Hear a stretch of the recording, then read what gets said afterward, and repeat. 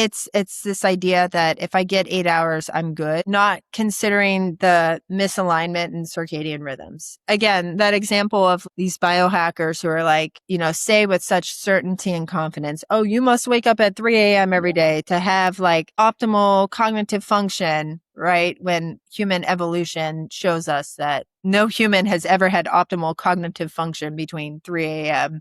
and 6 a.m.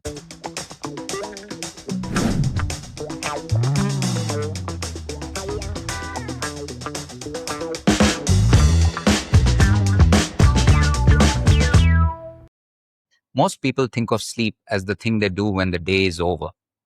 But sleep may be one of the most important biological processes shaping how we think, perform, recover, resist disease, and even age. Welcome to Brighter 100 from Longeny. I'm your host, Anil K.C., and today's guest is Dr. Allison Brager, neuroscientist, sleep researcher, author, and military officer. Her work explores the science of sleep, circadian biology, resilience, recovery, and human performance under demanding conditions. In this conversation, we will explore what sleep is actually doing inside the body, how poor sleep and chronic disease can reinforce each other, why modern humans are so tired, and what the latest science reveals about sleep, health span, and longevity. Dr. Braga, welcome to Brighter 100. Thank you for having me. I appreciate it. Most people think of sleep as something that happens after the important parts of the day are over. From everything you've learned studying sleep, is it possible we've completely misunderstood its importance? Yes, absolutely. So, that's what most people say, but the 1% of us who have studied this for a living will tell you that sleep is the most important part of the 24 hours, because if you aren't investing in your sleep and all the different dynamic recovery processes that happen through sleep, then you're not going to ever be able to perform to the level that you want to during the waking day. And it's not just cognitive performance, it's physical performance, it's even things such as emotional regulation. Right. So you mentioned that there's just 1% of people who study sleep. You're right, because most people don't grow up dreaming of becoming sleep scientists. Yet, sleep has become one of the most important areas of modern health research. So what got you into it? Yeah, it is funny because I would say 10 years ago, I still believe that nobody really ever gave a crap about what I did, right? But it's really, I took a class in college at Brown University by really the first woman in the field of sleep research, Dr. Mary Carskadden. And her class is so fascinating. And I had always focused on sleep because I was an athlete and I always knew that sleep was very important. And yeah, I don't think I ever had any aspirations of ever being a sleep researcher, but 20 years later, here we are. So at what point did sleep become more than just another biological process you were studying? I would say in the last 10 years, we've made the most monumental strides. And I think really the thing that changed it the most was the research by Dr. Niedergard that discovered the glymphatic system and how changes in the glymphatic system across sleep cycles help clear metabolic waste from the brain. Um, there's something about the messaging of that and how it's linked to neurodegeneration and for those at risk for Alzheimer's, that really was able to get people to actually care about sleep for once. We had been doing work for years showing how sleep degrades attention and vigilance and reaction time. Reaction time is not as tangible. It's not as easy to determine the significance of for the general population compared to something like neurodegeneration. Now, you just mentioned about neurodegeneration, but your work has involved very high performance environments where sleep isn't always guaranteed. What do these environments teach us about the importance of sleep that everyday life often hides from us? Well, I think the big thing is, in environments where you don't know if you're going to, when and if you're going to sleep, and how long that sleep will be. I think it makes you value the importance of sleep on the front end, because that's one of the arguments is If you invest in quality sleep leading up to anticipated stress or sleep deprivation, that additional sleep and all the recovery processes, metabolic output that is built up during that time can help you get through those high stress events more effectively. This Right. is true for reaction time. It's true for pain tolerance. It's true for even things like athletic performance. Now, when we look at ourselves as at a biological level, we are remarkably adaptable. But are we perhaps less adaptable to sleep loss than we like to believe? So we are much less adaptable. I mean, there are very select few people that are naturally resilient to sleep deprivation. We know this from all the genetic work I've done and other individuals have done, but a majority of us, as the founder of sleep medicine used to say, sleepiness makes you stupid. So you might not think you're impaired, but if I were to give you a test of reaction time or a test where you had to react quickly and accurately, those results would show otherwise. So we like to convince and kid ourselves into thinking we're okay. Right. But we really aren't. You just mentioned genetic component to sleep. Can you explain that a little bit? Yeah. So I spent the first, well, I still do this research, but I spent at least the first 10 years doing this in animal models. So um, we were doing preclinical animal models for different clinical trials. And so we essentially bioengineered mice that were missing certain components of the circadian clock. So essentially, we were able to make their circadian clock stop working or to speed it up by manipulating these like different genetic factors. Um, and one of the things we found from this work is when you're doing that, it totally shifts sleep and waking behavior. And some of the things we found based on what genes we manipulated is under conditions of sleep deprivation, these mice with these bioengineered clocks actually, in some cases, became more resilient to sleep deprivation. So um, they didn't need as much of that deep homeostatic sleep in order to recover from sleep deprivation. And even during the waking period Hmm. under sleep deprivation, they were sort of paying off the sleep debt in real time because of just how it completely altered brain activity. Was there any research done on being able to absolutely remove sleep? No, I mean, that would be, I don't know, I feel like that would be a dangerous weapon. It kind of reminds me of a science fiction novel I read once. I'm sure it's been tried before, in the lab at least. Do you think sleep is primarily about recovery, or is recovery simply one of those many things that sleep makes possible? It's more than recovery. I would say that because of what happens during REM sleep with the pruning and restructuring of memory, right? So the things we learn during the day are restructured at night while we sleep, particularly REM sleep. And one of the things that happens during that time is the consolidation of emotional memories. So there's this idea, at least in the psychiatric world, that if we're either increasing or decreasing REM sleep, we can use that as a vehicle to control the risk for PTSD following a traumatic event.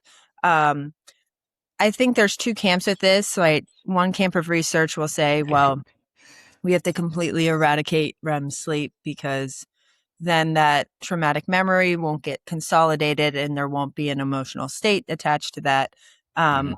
or there's another side that says, like, no, that individual needs to consolidate that traumatic memory and then right through the process of desensitization and flooding and stuff, that's how they'll get over the emotional trauma. But I think, regardless of what side you fall on, the point is that REM sleep is far more important than recovery. It's also for processing our daily emotional life as well.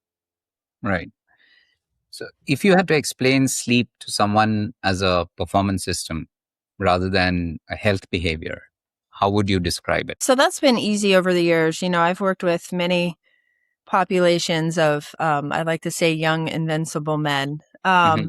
But this is true for men and women. Is Right. we also know during sleep that like anabolic hormones, so testosterone, growth hormone, all these different things have a huge impact on sleep.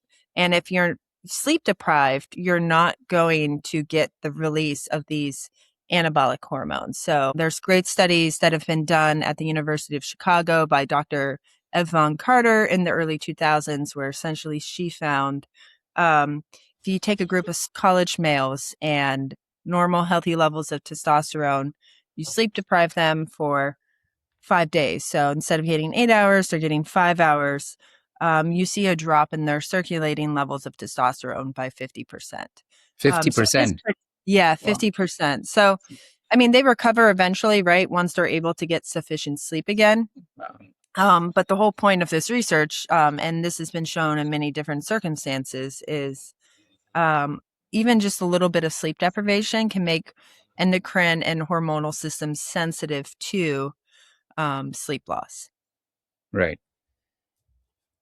Now, to most of us who do not know about the various sleep cycles that are there when one sleeps, could you explain that a little bit? Yeah. So, right. I think most people know it's a 90-minute cycle, but the thing I think many people don't know is across that 90-minute cycle, you're oscillating in and out of light sleep, deep sleep, which is considered the the highest stage of non-REM sleep, and REM sleep. And throughout the night, you start paying off your deep non-REM sleep first. So the first half of the night is saturated with a lot of that. And then the second half of the night, that is where REM sleep is most satiated. Mm. That's often why like the best way to wake up is out of REM sleep, to wake up out of a dream, because that essentially is the end of this 90-minute sleep cycle. There has been data to show that if you're waking up out of deep non-REM sleep, then you're going to go throughout the day feeling more fatigued, more groggy, than if you are waking up out of REM sleep, even if the delta difference on sleep is, 15 minutes. Okay, you just mentioned more groggy and more tired. One thing that's striking today is that, despite all our advances in technology and medicine, most people seem to be constantly tired, which raises this question: have we unintentionally created a world that's working against our sleep cycle? um, I want to say it's working against our sleep cycle. I mean, yes, back in pre electricity, people used to have biphasic sleep, right? Where they would sleep in like a 4 hour bout, and then be awake and then do it again. I know some more Aboriginal indigenous populations still do that as well. But in the modern world, it's not so much the restructuring of sleep as it is just chronic sleep loss. It's like, I think people forget that you can't pay off months of sleep loss in a week, right? It's essentially like what we find in the lab, like in human models and animal models, is it's a 1 to 2 ratio. So for every night of lost sleep, you require 2 days of additional good sleep. So, right, if you're spending 10 years getting poor sleep because of shift work or just, right, say being a first responder, well, it's going to take you 20 years to like finally recover that sleep. How validated is that data? I mean, has it been researched, and how accurate would that be? Like, if I don't sleep for one night, I can recover by sleeping for 2 nights. So the longitudinal data, like really the only ways to gather that now, and that's actually what we're finding. There may be a study coming out here soon. That's mostly gained through the commercial wearable space, right? There's certain wearable companies that have done a good job at doing these sleep challenges and are able to look at the dynamics of recovery of human sleep. But what we do in the lab is like, when we're doing a sleep deprivation study, after the sleep deprivation itself, those individuals stay in the lab for 3 additional days. So they're constantly being monitored. Their brain activity is constantly being recorded. And it doesn't matter like what dose of sleep deprivation we give them. It will take the individual usually about 2 days to fully repay off that sleep debt. Knowing they come into our study, like sleeping like normal healthy individuals and have slept right their full sufficient 8 hours leading up to that. And Right. it's actually the same is true with mice. Like when we would sleep deprive mice, we'd continue to record their EEG for 3 to 4 days after.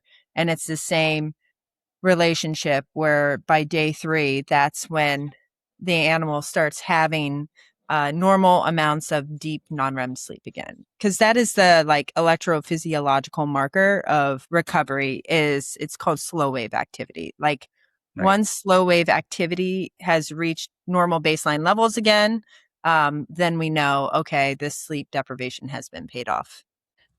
I was under the impression that you measure hormones and you balance. And so I was just wondering, in terms of how does that pan out when somebody has not slept for 5 days and after sleeping for 10 good days, does it mean that the individual has gone back to baseline? Yeah. So we will measure it in other ways that are like commensurate and correlate, such as with reaction time too. We know that's very sensitive to sleep loss. Uh, but I think right where people are seeing that now is in the wearable spaces. For the Right. most part, most of the wearables do a good job of measuring like aggregate recovery through that red, amber, green system. So hypothetically, right, if you didn't sleep well for 5 days and your wearable shows that you're in the red, you should see this upward trend towards like amber and green after 10 days of sufficient sleep. Um, Many people feel tired, stressed, foggy, or are dependent on caffeine. Yet, most of us consider that to be normal. Have we become accustomed to feeling tired that we've forgotten what healthy energy actually feels like? Well, so that's the thing about chronic sleep deprivation is it is pervasive and you're going to feel tired for much longer than you actually think. And usually where this manifests is like daytime sleepiness. So in the middle of the Mhm. day when our circadian alerting signal is already low. I think that alone, independent of caffeine, is something that is the key cornerstone of sleep deprivation or chronic sleep loss. Even Right. with caffeine, and we've done studies with caffeine too, we found that after like 3 days of chronic sleep deprivation, no amount of caffeine can replace the sleep that is lost. And so you actually need sleep in order to replace that because at that point, caffeine can no longer give you that protective edge that existed prior. On the other side, you have people who say, I'm sleeping 7 or 8 hours, but I still feel exhausted. What are the most common explanations? Are we asking the wrong question by just focusing only on the sleep duration? Yeah, so it's not just about sleep duration, right? It's about sleep quality. And right, if someone is getting 8 hours of sleep, well, it's the quality, right? They might not be getting that deep non-REM sleep or REM sleep.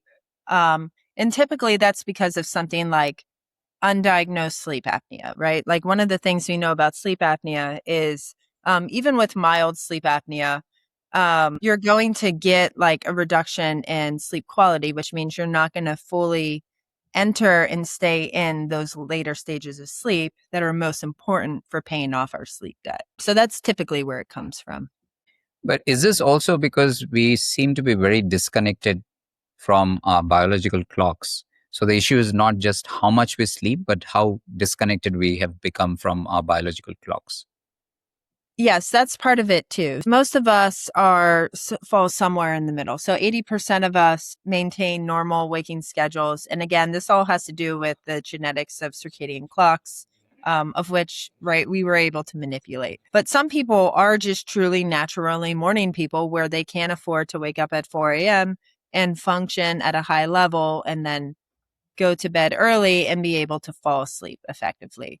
We know that's due to genetic perturbations of this factor called PER2. That's essentially the gene that I was manipulating for my PhD in order to make like extremely early bird mice. Mhm. Um, and then, right, there are people who are naturally night owls. I think what we see in society, especially when you look at like the top 1% of people in their like chosen profession is like those people have pre-selected in some sense into that profession because of having the genetic footprint in order to like do that line of work.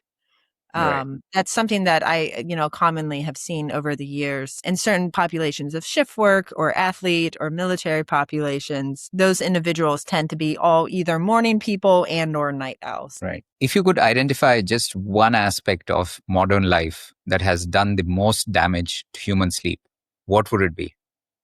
Oh, social media, 100%. Right. I think, I know there's like this movement now to get back to like the 2015 days, when people would maybe post on Facebook, once a week. And that was before all the different liking and Right. messaging features. But social media has definitely totally rewired our brains, as some of the research has shown. And it certainly has disrupted and dysregulated our sleep. Right. What about things like artificial light, your work schedules, technology you just mentioned, of course, social media, but is there something else to add to it? I think a lot of people have realized now more than anything that, right, working in a workspace with natural light or to have more high quality light leads to greater work productivity Right. than, you're right, the old office building fluorescent light. But certainly the light at night, either from phones and or TVs, like that's the one thing that I think a lot of people still forget can contribute to poor quality sleep through disrupting physiological processes. Right. I just want to double click on that because I think there's a need for awareness. Even today, I see so many homes lit with fluorescent lights, daylight lights at night. So, can you just talk a little bit about how that impacts our sleep quality? Yeah, so the main thing that it does is it disrupts the release of melatonin. So we naturally secrete melatonin from our pineal gland. And the biggest disruptor to melatonin secretion, like it's an immediate effect, is light. Even if I flashed a light for a millisecond, it would quickly arrest and stop melatonin secretion. We used to do this in actually mouse models quite often, as a means to like manipulate their circadian physiology. And the same thing is true in humans, right? If you're that individual who goes to the restroom in the middle of the night, you flip on the light switch, it's going to arrest your melatonin secretion, and the whole process will have to restart again to help you fall back to sleep. If we had to start from scratch, knowing everything we know now about sleep science, would any sleep researcher design the modern workday the way we've currently structured it? That's a great question. I think that might be one of the best questions I've ever been asked. I mean that. Yeah, I think the big thing we would change is, I guess if I was queen of the castle for a day, and I do sit on policy groups for at least like US policy and stuff, is to have a workday that's structured more like Europe, right? I think the one thing that we don't do very well is like see the benefit of taking an operational pause during the workday. We just assume that like slamming 5 or 6 hours of work and being productive is productive. Turns out it's not, right? There's that classic working method called the Pomodoro method, right? Where you Right. work in 75-minute chunks, then you take a small break, and then you resume work again. Um, I think we need that with our work. I also think we need more, right, paid time off throughout the year, right? Instead of just saving up all our vacation time for the summer, right? We need to be taking seasonal vacations to help repay off that sleep debt. Um, yeah, there's a lot of things that I would restructure. And again, there's it's not about laziness, because I Mhm. know, right, when we've tried to do some scheduling changes before in the workplace by promoting workplace napping, for example, some people have said, well, if my employees nap on the job, then they're lazy. It's not about laziness. It's Right. about strategic rest, and our, from all the research we've done. Yeah, that's a great point on napping.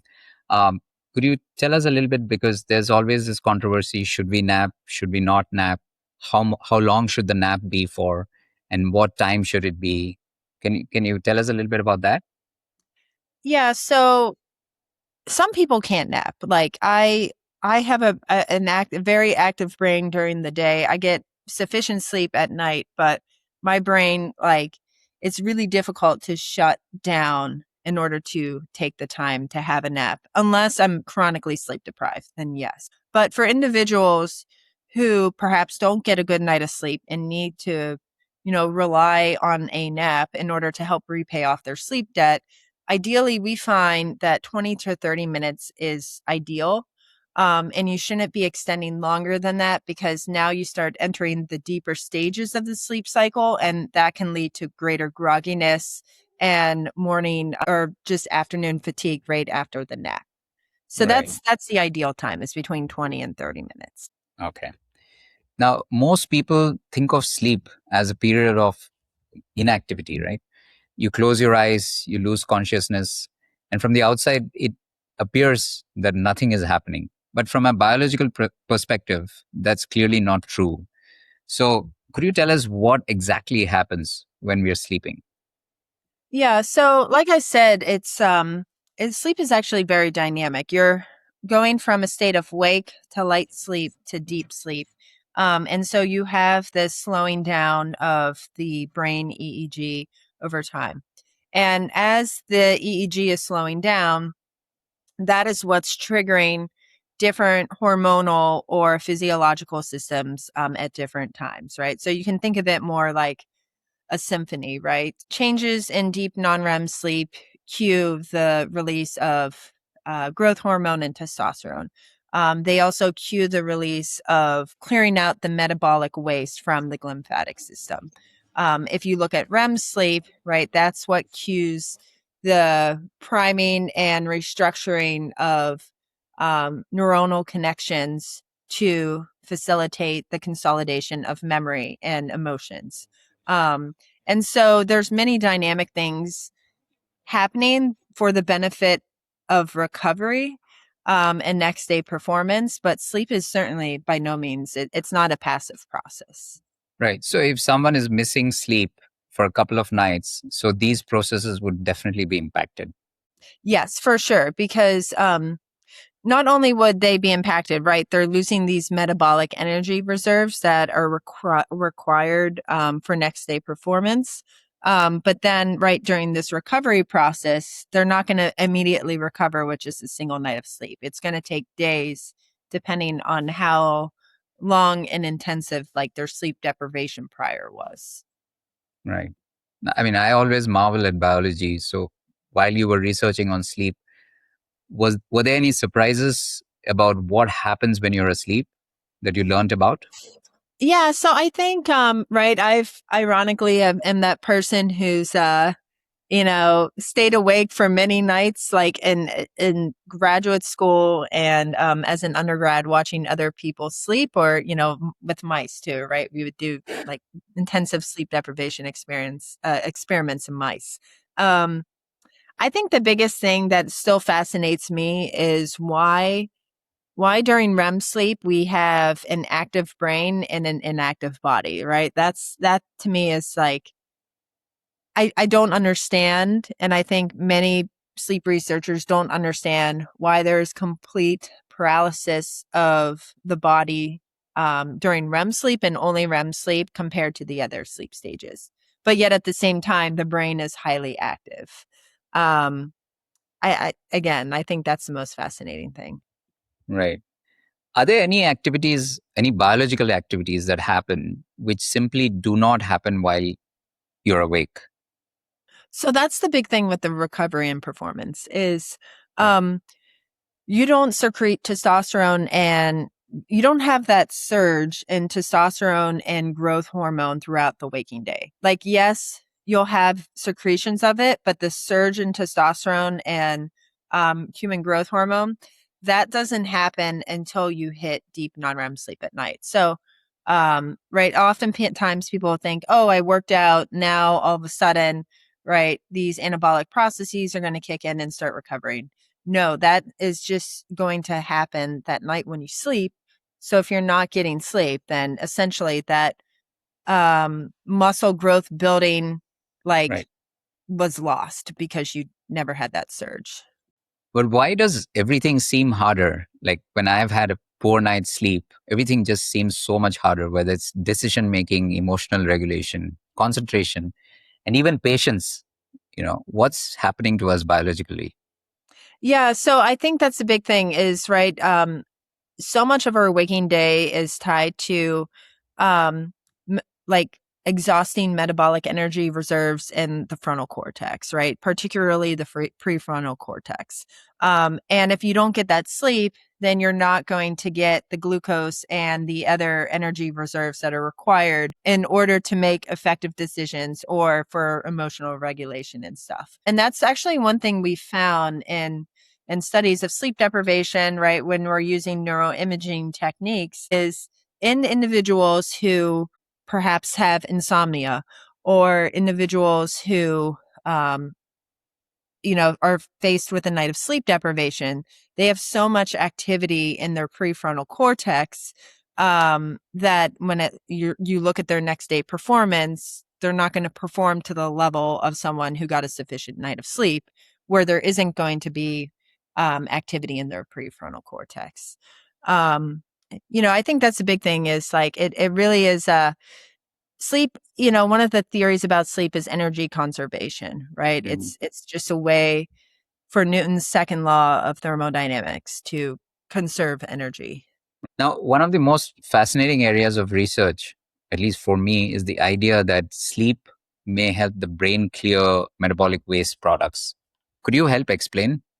Yeah, so I think I think Dr. Niedergard, she doesn't get enough credit for it. But she's really the person who discovered this at the University of Rochester years ago. It was, of course, studied in a preclinical mouse model. Essentially, right, we have our circulating system of the lymphatic system. So the lymphatic system is essentially the circulating system of metabolic waste products that is specific to the brain. And so, right, throughout the day, we build up different metabolic waste, which essentially this is like the burn off of ATP, the powerhouse of the cell, and other biochemical factors. And so we need that lymphatic system to act more or less like, I guess you could say, a garbage disposal where it's clearing it. So one of the things that her team has found is like at night, as these or during the day, right? Because they're mice.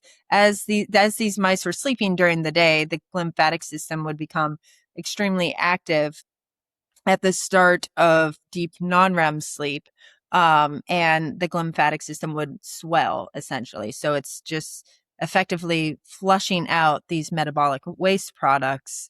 Mm. In a mouse model that was sleep deprived, this swelling of the lymphatic system was not present. And then when you looked at, like, believe it or not, you can look at cognitive performance in mice. They can effectively do tests of reaction time. They can do tests of learning and memory. In these mice who did not have an active lymphatic system due to sleep deprivation, they had deficits and decrements in their next day performance, particularly on tests of learning and memory. If sleep is involved in regulating so many systems in the body, does poor sleep cause disease? Or does disease cause poor sleep? Or are we looking at a two-way relationship that most people don't fully appreciate? Yeah, I would definitely say it's two-way. I think this has always been like the source of intellectual debate in our field. We just had our annual sleep medicine conference last week, and it is still, uh, very divided. But I think the one thing, and the reason why I think it's two-way is, sure, sleep we oftentimes find is an early indicator of, we'll say, like subclinical or a predisposition to disease. And then, right, because we have that insufficient sleep, we engage in waking day behavior that further increases our risk from it going from subclinical to clinical. And then, right, once it's clinical and if it's untreated, then that will continue to disrupt sleep. And sleep will then lead to engagements in behavior where it can't be unmanaged, and all of that. So the best example I can think of is like diabetes is right leading up to the actual diagnosis of diabetes, right? These individuals typically have poor sleep, like manifestations in insomnia, essentially. And then, right, because they've had insufficient sleep during the waking day, they tend to crave high fat, high salt, sugar foods, because we know that's the one thing that happens with all humans with insufficient sleep is we crave like more calories, more sugar, more fat, more Right. salts. Right. And so then it just, eventually leads to type 2 diabetes. Now, if you look at major chronic conditions affecting society today, whether it's diabetes, obesity, cardiovascular disease, or even cognitive decline, where does sleep fit into that picture? How much of priority would you give sleep? So I think sleep needs to be the priority because even with pharmaceuticals and other interventions to manage the disease state as much as possible, um, if if you are getting sufficient sleep, again, which is providing those physiological metabolic reserves in order to have sufficient next day performance, um, then you're more likely to be able to manage those physiologic processes with and without the right pharmaceutical intervention or whatever medical intervention is needed. Right. We often have these debates where we say diet and exercise are the foundations of metabolic health. Um, but then if you don't sleep well, then like you said, you end up eating poorly and therefore you cannot exercise because you don't feel healthy. So it turns into a vicious cycle. But has sleep been underestimated as a third pillar or perhaps even the base or the prerequisite for the other two? I mean, to me, sleep is the first pillar. Um, All right, I'm not dismissing diet and exercise. They're also very important. Think about it this way. If you're not getting sufficient sleep, then you're going to have a more difficult time maintaining a healthy, well balanced diet, and you're going to have a more difficult time feeling motivated enough to exercise and go to the intensity you want because of not sleeping. So to me, it is the first pillar. And, we do have many years of epidemiological longitudinal studies in humans, and then preclinical mouse studies to show that. So between exercise, diet, and sleep, you could go for a couple of days without eating, right? You could go for a couple of days without exercise, but a couple of days without sleep, I think could be quite disastrous. Yep, I mean, right. If you look back at some of the more catastrophic accidents that have happened in society, especially even like oil spills, for example, if you looked at the sleep and shift work schedules leading up to those accidents, it is not a surprise that those accidents happened. And yeah, right. What happens with a few days of without sleep is you start hallucinating, and you start just right being psychologically unwell, physiologically too, but psychologically for sure. You had mentioned about sleep apnea. Now, sleep apnea affects millions of people, many of whom remain undiagnosed. Why is sleep apnea such a significant health issue, and what happens when the brain and body repeatedly experience drops in oxygen during sleep? Yeah, so I think about sleep apnea. People think that okay, if you're not choking in your sleep, then you don't have sleep apnea. Mhm. Sleep apnea is just simply a drop in the oxygen levels within your blood. Um, and you can get diagnosed with mild sleep apnea where you're waking up, 5 or 6 times throughout an hour period, but that's still sleep apnea. Um, there are, I think, many more treatments now for sleep apnea than ever before. Mhm. So I do think it's a widely prevalent issue. One, because of poor body composition combined with high stress, but it's one of those disorders that has such a large focus on treatment. From right now, you have implants to dental devices to CPAP, which right has been the traditional form of treatment. Right. Um, so I do think while it's more prevalent than ever, it's also more treatable than ever. Right. But I think the main problem is it's hugely underdiagnosed, right? Most people are not diagnosed well in advance or Yeah, at and all. yeah, for sure, absolutely, because one of the biggest risk groups for sleep apnea actually are athletes.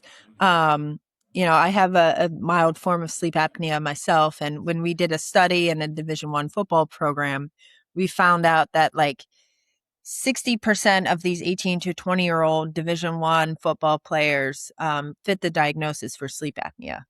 Really? Right? Because of body size, right? Right. They're just Right. these massive men that carry a lot of weight that helps them in their sport, and they're very fit individuals. But because of all that muscle mass and weight around their chest and their neck, it's going to make them more prone to sleep apnea. Wow.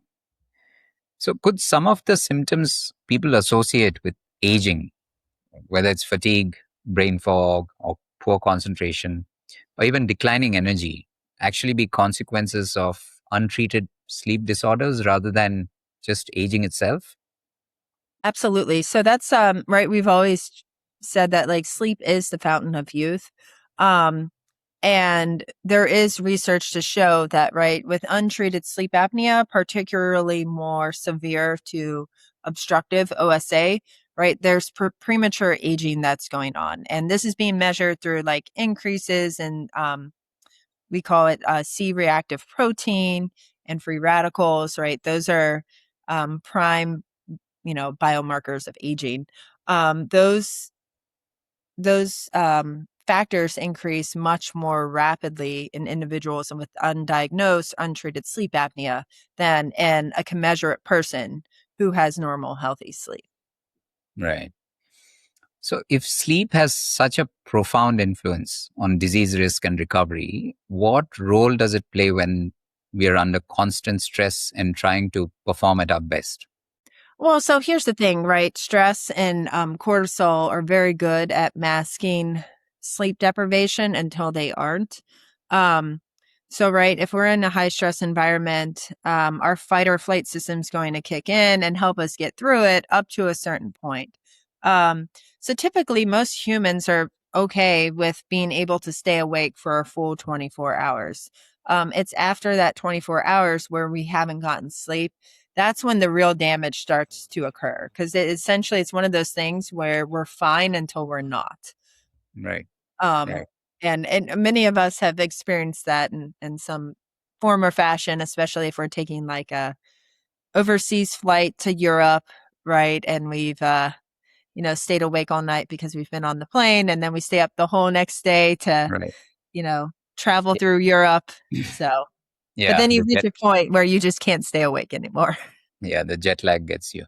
Yeah. Um, Now, we've explored how sleep influences disease risk and recovery, but many people listening aren't just worried about disease. Most of us are trying to perform. We are trying to manage demanding jobs, raise families, meet deadlines, or even make decisions and function in a world where we are always switched on, right? So, how does sleep influence our ability to perform under pressure? So that's where I think, right, we talked about earlier, like investing in sleep on the front end. If you have had the ability to make sure you're building up those metabolic reserves, you're building up those pathways prior to anticipated stress, whether there's sleep deprivation or not, um, you're going to have more to use under those situations.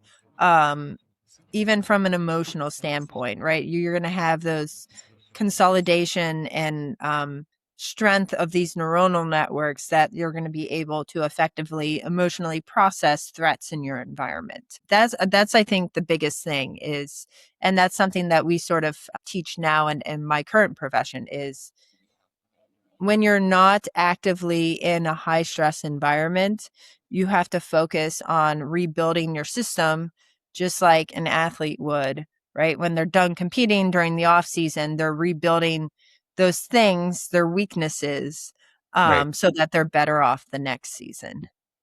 Yeah. Um, can resilience exist without recovery, or are they directly proportional to each other? No, that's a great question. I believe that resiliency can't exist without recovery.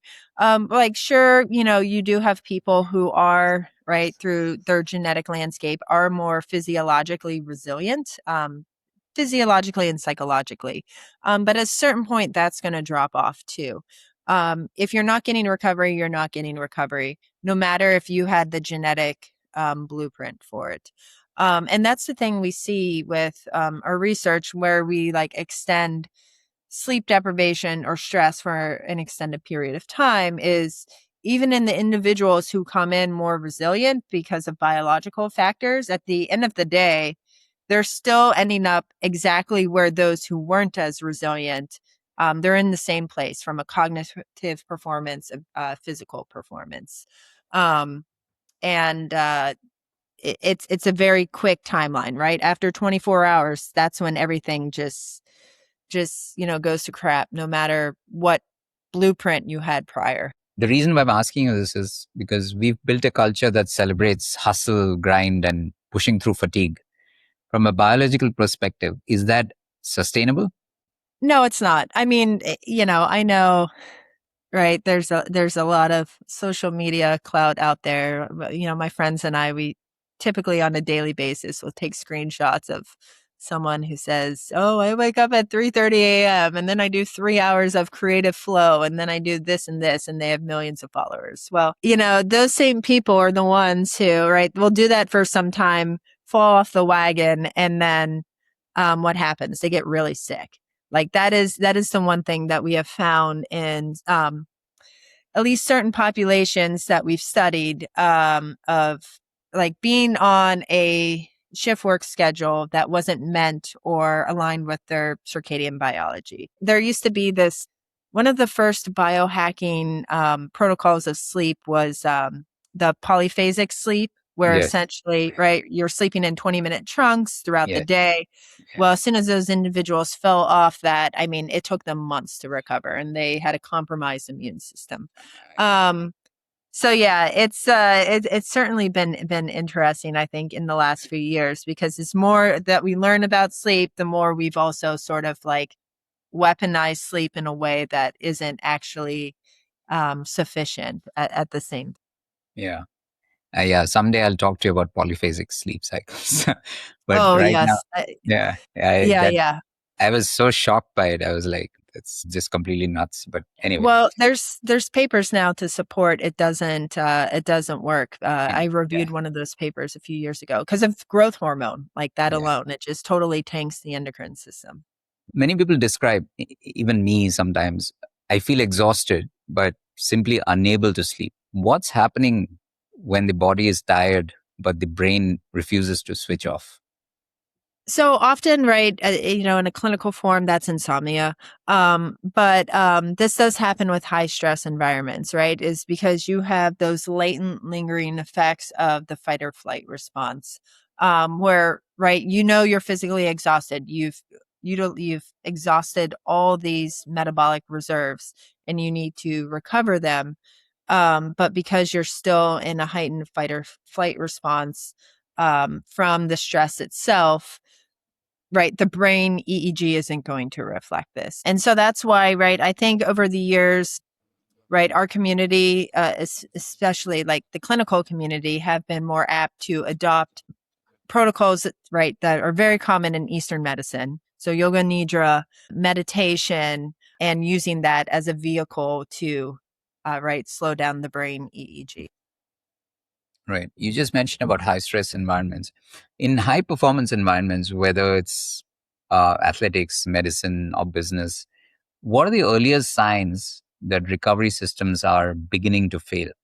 So the biggest thing we see, and this is true in the lab as well, is speed of decision making. So whether it's a test that requires like significant thought, right, a strategic course of action decision, or simple things such as mathematical problems, solving those, the minute we lose the speed and the accuracy of doing things like that, that is the telltale sign, like, okay, I am not getting sufficient sleep.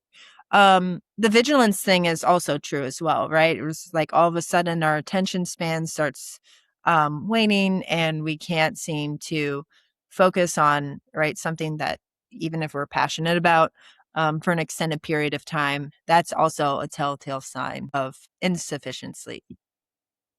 If someone wants to improve their performance, decision making, or even focus, you just mentioned focus, um, should I be spending more time optimizing productivity or should I be spending more time optimizing recovery? That's a good question. I mean, I think it's both, right? Just like we talked about earlier with scheduling is what constitutes productivity isn't as intuitive as people think. Is right. It you need to take cognitive breaks throughout the waking day. It's the same thing at night when we sleep, right? We need to take the ultimate cognitive break. So if you're doing both simultaneously, like you're going to be optimized. If you're doing just one, so yeah, you are focusing on good sleep, but you're not really taking that time during the day to take operational pauses in your work, you're going to be less optimized. I mean, obviously the worst of it is just not sleeping at all, right? If you're not sleeping at all, then you're never going to be productive at whatever you're doing the next. Um, aging. Aging is often viewed as an inevitable decline. Yet, many of the hallmarks that we associate with aging, reduced resilience, slower recovery, impaired cognition, or even metabolic dysfunction, right, are, or at least seem to be deeply connected to sleep, right? Do we know how much does sleep affect aging? Yeah, so we do from preclinical mouse models are our best bet with that. There have been studies that have been done that have found that, right, insufficient sleep. So putting mice on a very long-term chronic sleep deprivation schedule, as well as putting them on a schedule where there's rotating shift work, for example, increases mortality rate in these mice, particularly if you are giving them an immune challenge, right? So if you make these mice also sick, they're also going to die more quickly as well. Right. In humans, I don't think our field is old enough yet to have captured this in the long Right. term. But right, I think anecdotally from our case studies over the year, I don't think anyone would argue that um, right, sleep deprivation causes premature aging just because of all the deficits and physiological and metabolic processes that result. In the mouse models, did they measure biological clocks, or was it just to do with their age, the lifespan? So I have a paper published related to this where we looked at it in twofold. So we looked at mice that were essentially on like rotating shift work schedules. And then we looked at mice that just had sleep deprivation during a single circadian phase. And one of the things we found is like there's increased mortality in the mice that had the rotating shift work, right? Because rotating shift work also has a component of sleep deprivation compared to the mice that were just sleep deprived in commensurate amounts as the rotating shift mice during a single circadian phase. Okay. So, right, if you're doing both, if you have both the sleep deprivation and the circadian misalignment, you're going to be worse off than just having the sleep deprivation alone. Right. Now, many people assume they need less sleep as they get older. Is that actually true, or does the ability to generate restorative sleep decline as we age? Yeah, so that is, all true, just like with everything else. Like the average amount of sleep that an older male, particularly we're talking like 65 and beyond, the homeostatic need for sleep just naturally decreases with age. So typically older adults only need about 6.5, 7 hours. And part of it is because, right, if you think about physiology and metabolic processes, is everything is just slower now. Right. You don't need as your basal metabolic rate is also slower. So you don't need as much energy reserves across the waking day to perform your tasks as you did in your like 30s and 40s. Right. I'm just wondering whether that's the reason why. Is it again a cycle where your hormone levels drop and therefore or rather you don't sleep too much and therefore your hormone levels drop, and that leads to faster aging and so on. I think that's what's happening because Mhm. the tipping point of when we go from requiring this much sleep to this much less sleep is right for men, the drop in testosterone. For women, it's when they're now postmenopausal. Um, and I do think those changing hormonal balances that naturally occur with aging are driving those sleep needs and sleep demands. Right. Fascinating. What does the latest science tell us about the relationship between sleep quality and cognitive decline, including conditions such as Alzheimer's and Parkinson's disease? So, like we just talked about, it's not just about sleep quantity; it's also about quality. And if you're not prioritizing quality, which again is through this activation of deep non-REM sleep and REM sleep, um, which are going to effectively clear lymphatic waste, for example, then that is going to increase your risk for later downstream neurodegeneration. And right when you have individuals who have those mutations that increase their right general risk for Alzheimer's, they're the ones who are going to be most impacted. Right. When you look at like Alzheimer's research now, we do know that disrupted sleep, either misaligned sleep schedules or reductions in sleep quality, are a predisposing factor in terms of Alzheimer's and dementia. That is like one of the most common clinical symptoms that is reported by these individuals. Again, do you think that's because of the lymphatic system, the amyloid plaque, and so on, or is it something else? No, I think that's all connected, right? I think there is a study that was done in a preclinical mouse model recently showing that sleep deprivation itself does increase the aggregation of the amyloid plaques in a mouse model. So I do think all those things are connected. Where sleep helps prevent against like further aggregation, or we'll say like further disentangling of the cholinergic fibers that come untangled, but it's all connected. Right. Now, coming from the longevity field, do you think the longevity field often focuses on supplements, therapies, and biomarkers, and sleep remains one of the most undervalued longevity interventions available today? Oh, I absolutely do. I think people try to like solve everything with a pill before they actually fix their sleep, right? I think we're a society where we'd rather take a pill where we sleep less and allows us to do more, right? The limitless pill, Right. than actually focusing on sleep. That's the thing right? That's our greatest criticism of the biohacking field is like people are so apt to try this, one product that has zero, clinical trials supporting it before they're, willing to spend 30 more minutes in bed because, right, sleeping more is considered lazy. Yeah. Could sleep eventually become one of the most important biomarkers of biological age? I think so. I think right because if you, it's sure it's the sleep, but it's everything downstream that sleep is protecting, right? So it is the stability of the endocrine system. It is the stability of immune function, right? Preventing those increases in factors of aging. So C-reactive protein, free radicals, all of that. It's sleep as a proxy for stabilizing physiology. Right. You mentioned that, yes, you would want it to be one of the most important biological markers. If someone was to improve, or rather, if someone could improve only one aspect of their sleep starting tomorrow, what would give them the biggest return on investment? That's a good question. I think, that without speaking to a particular person, it's probably going to be when they go to bed, right? I think many of us, self included, have an intent to go to bed early, but don't actually go to bed early. So I think that's really where I would start in anyone is like, hey, get in bed and right, put your cell phone in the other room 15 minutes earlier than usual.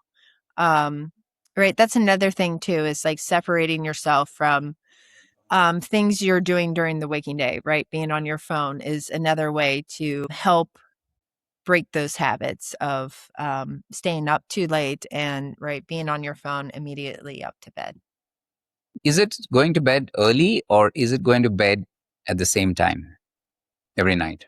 So I think it depends on the population, right? If you are anticipating or if you are preparing for anticipated sleep deprivation, I come from a camp of research also because we've shown this time and time again in the lab that sleep extension is better, right? Because you already have a population that for the most part is probably chronically sleep deprived. So you have to like focus on that one system, so the homeostatic system in sleep. For individuals who don't live a life where they're anticipating like sleep deprivation and even just periods of like unpredictable high stress, then yes, like focusing on the circadian system is the thing to do. And yeah, in an ideal world, right, you want to focus on both circadian system and also the homeostatic system of sleep. But, you know, a lot of people don't have that affordability. Yeah, talking about affordability. Many people listening are parents, founders, executives, or even healthcare professionals. Uh, what are the highest impact sleep interventions for people who realistically cannot achieve a perfect sleep schedule? Yeah, so I think that's you know what our research has tried to show is something is better than nothing, right? Like if you are have the mindset like my sleep will not be perfect, but I at least am focusing on this, right? Whether it's going to bed early, um, or trying not to be on your phone leading up to bed, or coming up with like a waking routine in the morning, before you go in for your shift work. The just focusing on one dimension is better than doing nothing. Now, many people believe alcohol helps them sleep. What is alcohol actually doing to sleep quality? So alcohol does nothing good for sleep, just like I think alcohol does nothing good in general. I'm not villainizing alcohol, but just know, right, if you are going to drink, your sleep is going to be impacted. Usually the breaking point is 2 drinks. So um, if you drink earlier in the day, you're less likely to be impacted at night. But if you're drinking at night and you have 2 or more drinks, it will decrease your deep non-REM sleep. It will also decrease your REM sleep. So again, it's going to lead to a decrease in restorative sleep because of reducing those two processes. Do we know why alcohol does that? Yeah, so part of it is because of the heightened inhibitory tone, right? If you think about the dynamics of brain EEG, it's both excitatory and inhibitory. So when you have too much of an inhibitory tone, it's going to alter the brain EEG waveforms in a way where they're not going to have the dynamic oscillations that are required as you go throughout a 90-minute sleep cycle.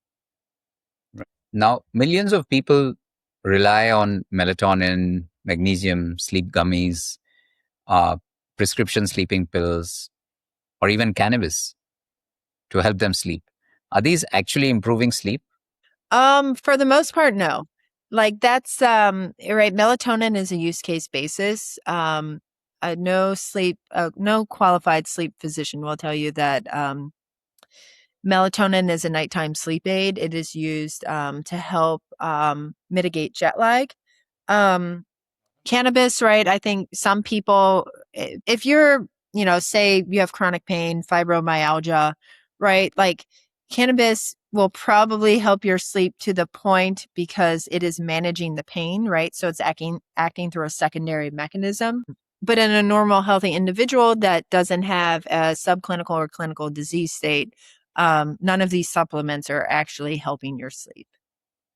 You're saying even magnesium, it's the same? I'm sorry, I forgot about magnesium. Magnesium has been shown to improve sleep onset latency, but again, I think it chronic use of it isn't going to help you. It's one of those things where, right, if you're in a high stress, anticipated high stress work week, or say you're doing a lot of physical training and you need something else to help facilitate nighttime sleep, like that's when you should be taking it. I don't think you should be taking any of these supplements on a regular daily basis. I think magnesium is also considered to help relaxing muscles. Maybe that's one of the reasons why it just helps you. That would be another use case if, say, you were predisposed to, say, periodic limb movements or restless legs. Like taking nighttime magnesium will help those individuals, but right, to your point, it is a subclinical or even clinical state that's now being managed through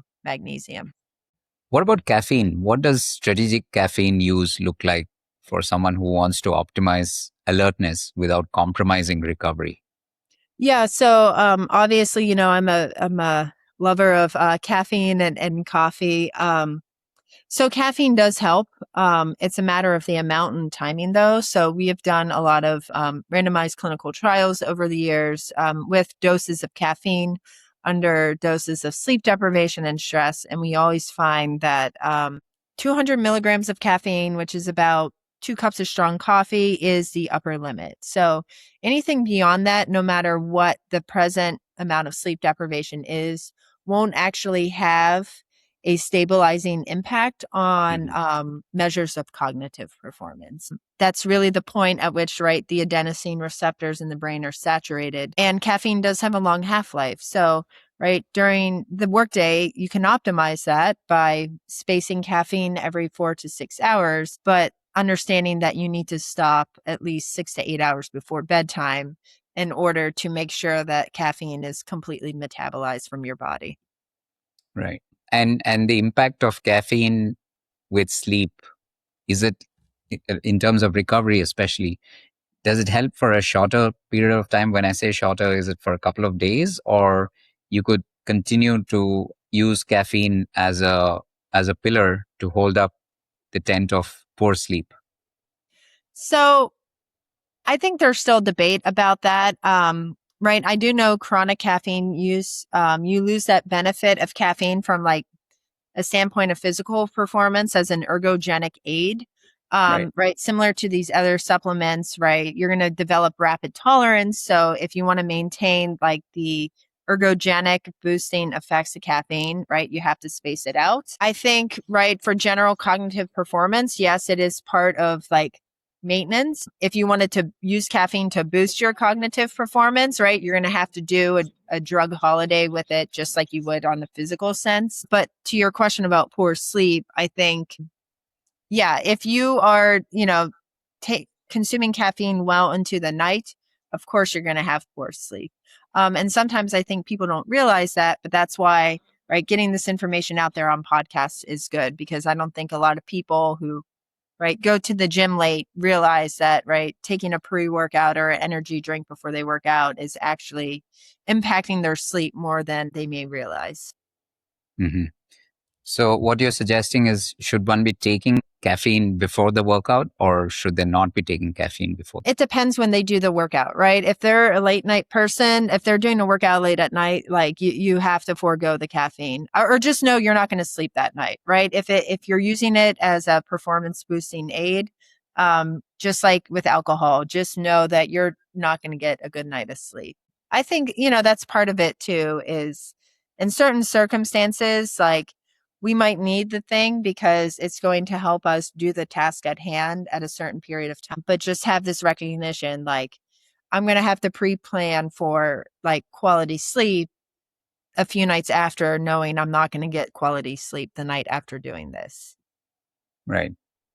You had mentioned circadian rhythms earlier, right? If people understood just one thing about light exposure and sleep, what would it be?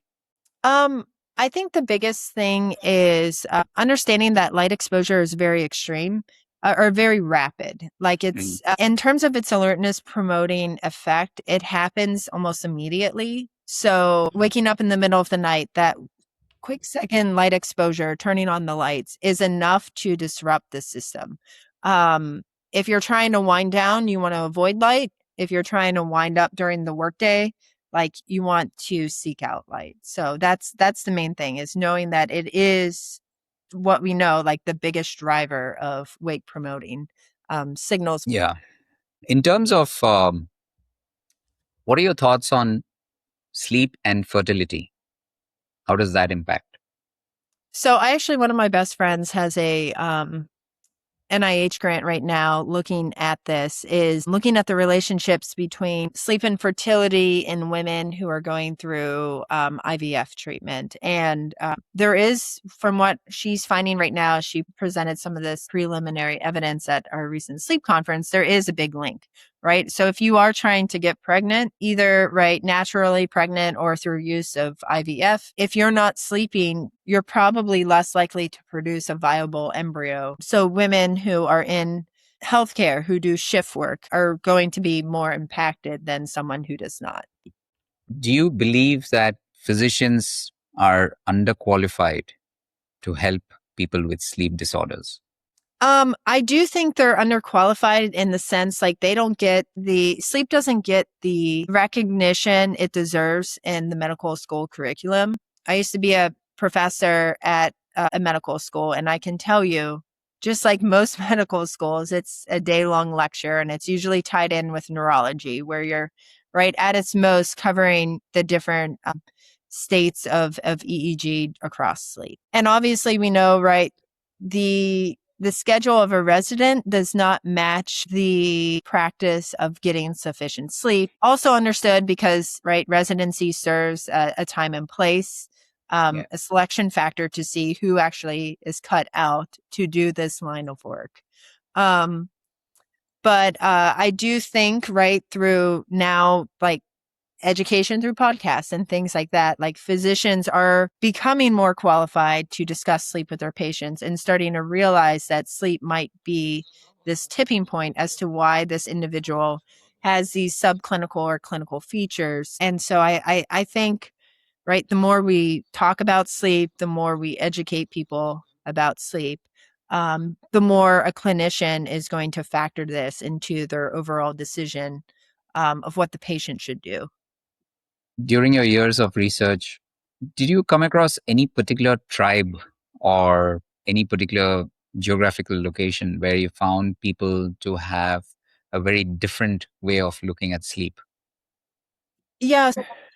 We did do a longitudinal sleep study down in Antarctica, but that was right with scientific and military personnel, so very different environment. But I do have a colleague who has studied sleep in Aboriginal communities in Australia and have found their whole tribe essentially focuses on sound sleep practices, right? Even just how they sleep, like they, as a community, they, right, have dedicated a nap time. They have dedicated wind down time, right, at with around a fire at night. And then they have dedicated sleep time where everyone is on the same schedule, right? Their tribe is essentially operating under very predictable sleep and circadian rhythms in terms of what they do during the day and how they wind down at night. And right, I can't remember if they were looking at like, clinical inventories of sleep quality and sleep amount in these Aboriginal tribes. But the whole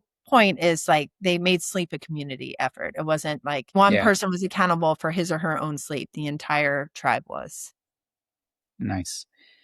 Yeah, what is it about fire? Like when I go for a camping trip, at night when you just look at the fire, you just start to feel sleepy. Why does that happen? Well, I think it's really the light, right? If you think about it, like, fire brings human nature together, number one, but two, it's our retina is insensitive to red light or anything along the red light spectrum. Your circadian clock knows it's dark outside. You are have this like low level light that is going to prime melatonin release. So it's sort of this built-in human nature of like developing a wind down routine by sitting around a fire. Right. Should we be all having more red lights at home? I don't know the actual clinical literature, but I will say, right, from a commercial lighting perspective, that is one thing that people who have been more concerned about, optimizing their sleep or getting better quality sleep have invested in red lighting technology in their homes to help facilitate that process of amplifying melatonin release at night. Let's talk a little bit about the future. When you look at the field of sleep science today, what excites you most about where we are headed?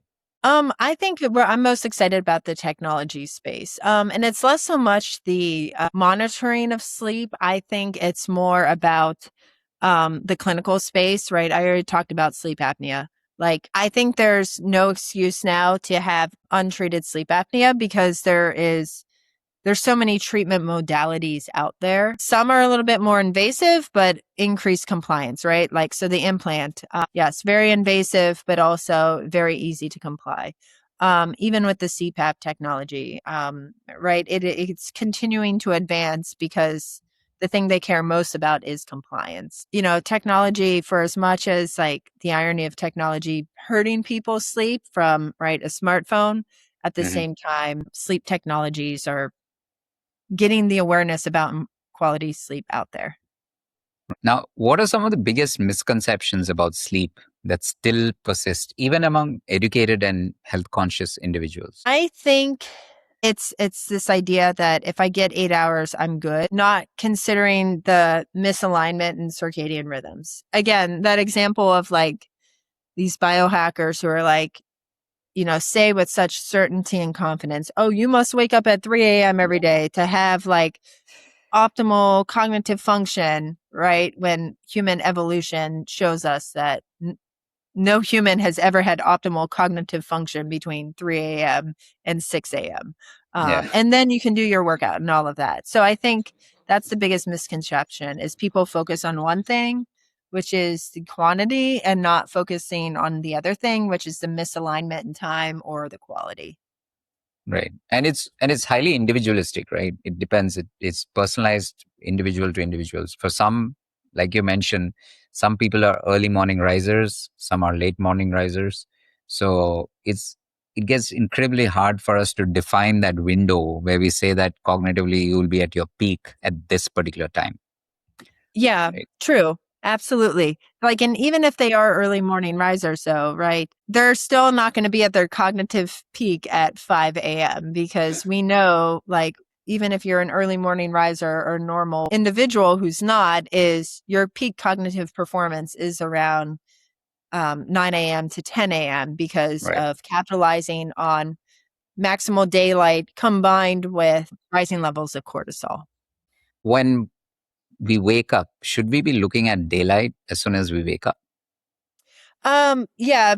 I mean, if you don't have daylight, like honestly, investing in those clinical grade seasonal affective disorder lamps do go a long way. Living in upstate New York, I had to get one of those this winter.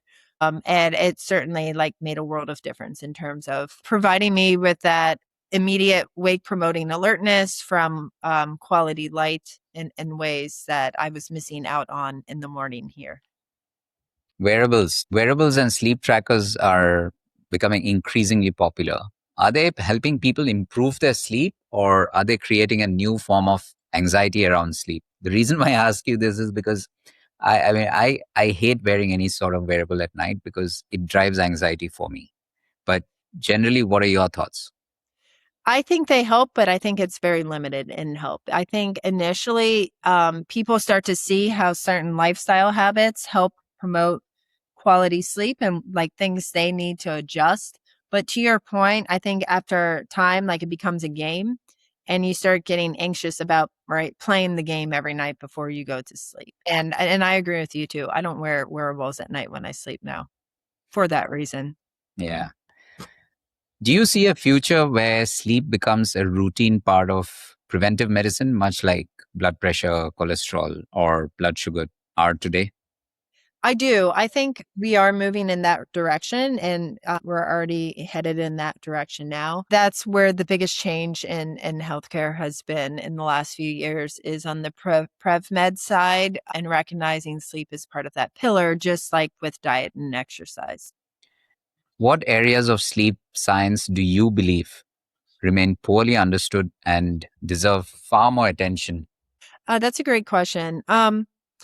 I think the focus on circadian rhythms is the one area that is still poorly. It's more understood, but perhaps not equally as communicated.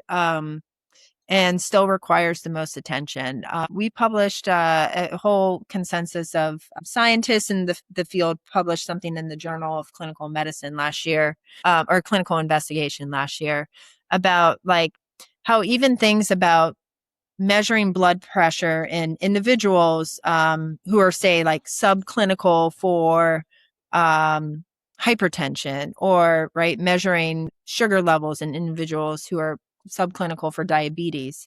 If you do it at the wrong time of day, you might get a misinformed diagnosis, because there is a very robust and large difference in the peaks and troughs of circulating levels of blood glucose, or even changes in blood pressure across the 24-hour period. Right. Same with administering certain pharmaceuticals, is they're going to be effective sometimes more so than others. So I mean, we refer to it as chronomedicine, but I think that's one thing that needs to get more out there in the ears of healthcare professionals. Chronomedicine. This is the first time I'm hearing that. That's interesting. Yeah. Yeah. I can't take credit for the term, but there is a pretty comprehensive review of it, again, in the Journal of Clinical Medicine or Investigation. Okay. Now, when someone goes to a physician with sleep problems, how does one distinguish between a sleep issue that requires behavioral change versus one that may require medical intervention? Um, so we always, it depends, right? Most people today will start out with the behavioral intervention and seeing if that helps before we go through a pharmaceutical option. Mostly because, right, the pharmaceutical option is largely just putting a band-aid over the issue. But if it is something like sleep apnea, that's different, right? Like, yeah, sure, we'll include behavioral interventions in terms of like making sure you have structured sleep schedules and you're avoiding alcohol and doing all these things leading up to bed. But at the end of the day, like, you need a physical intervention in order to treat sleep apnea. What about food and sleep? How do they work together? So we do know that you should not, right, go to sleep on a full stomach. Obviously, right after we eat a large meal, we're naturally going to feel sleepier because of digesting it, but that doesn't mean that you go to bed with a full stomach. Um, Making sure that right when you go to bed, you don't have like higher levels of blood glucose. That's something that the research has found, right? So individuals who are eating high fat, high sugar, high salt foods right up to bed um, aren't going to have the sleep quality they otherwise would. Um, there is, I guess, some evidence for some sleep promoting foods such as almonds and kiwis, and a few other things, but um, I wouldn't necessarily rely on those. I think those might be good for individuals like athletes, right? Because people have very high basal metabolic weights and need a little bit of food in their system so that they can sleep through the night. Like a whey protein would be beneficial for them, but not necessarily beneficial for the general population. And what about, are there any specific foods that help people sleep better? So that's, yeah. So there is that research about kiwis and I think it's cashews or almonds. Like there is some sleep promoting compound. Same with casein whey protein. So like a slow releasing protein has been shown to be effective in promoting sleep. Um, Again, mostly in individuals who have very high basal metabolic rates that require it. What are your thoughts on the hundreds of supplements that are sold, from ashwagandha to various other supplements, saying these will help you sleep better? Well, most of them have like multiple things in their products. So, right, it's going to have counteractive effects on excitatory and inhibitory systems. Ashwagandha, I mean, I've seen some data to show that it helps stabilizes levels of cortisol throughout the day, but that's how it works. So why would you take it at night before you go to sleep, right? Right. Ideally, you would want to take it throughout the day. Um, and same with the other ones like magnesium or valerian root. Like Yeah, sure. Every so often it might be good, especially if there's a use case for it, but taking a whole stack of something at night before you sleep, it's not in the long term, right? You're just again creating another problem. Right. Just like with wearables.